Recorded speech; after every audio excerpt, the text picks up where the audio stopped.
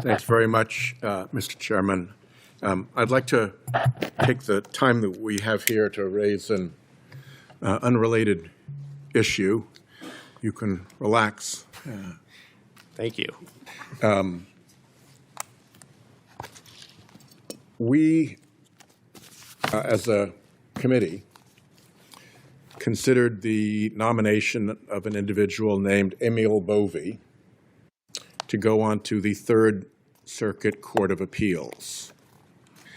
At the time that we did so, there was a pending proceeding in federal court, an inquiry into whether Mr. Bovee and others had committed contempt of court. That proceeding was stayed by an order by two Trump appointees on the D.C. Circuit.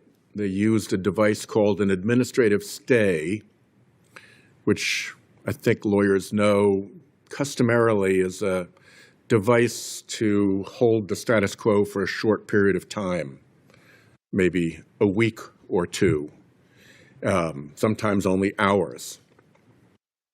The two Trump appointees kept this administrative stay in place for 4 months. And it was during that period of the stayed contempt proceeding involving now Judge Bovee that this committee put him through his confirmation and sent him to the floor. I think in ordinary circumstances, we would have said, wait a minute, there's a contempt proceeding pending against this individual. We should find out about that before we put him on a circuit court of appeals. But these are not ordinary times. And so Mr. Bovee was hustled through the confirmation process, and then the stay was lifted. The D.C. Circuit told the D.C. district judge, you can now go forward with a contempt proceeding. One of the same Trump judges with another Trump judge then stayed it a second time. And the D.C. Circuit has just announced that it will consider overturning that stay en banc. So that saga is going to continue. But I don't think it was a high point in the Judiciary Committee's history to put a candidate through the confirmation process with a contempt of court inquiry undecided. Now we're moving forward into Todd Blanche and his potential confirmation as Attorney General of the United States.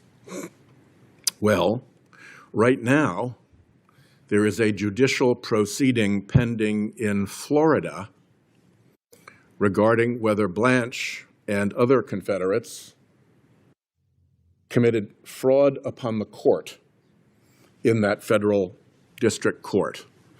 Just as a brief aside, fraud upon the court is about as bad as it gets for a legal officer. You can be sanctioned and disciplined for misconduct, for acting out in court, various things. You can go to being held in contempt of court, which is pretty darned serious. But fraud on the court stands apart as an allegation. My view is that this is the first time that the Department of Justice, certainly any senior officials in the Department of Justice, have ever been accused of committing fraud on a federal court.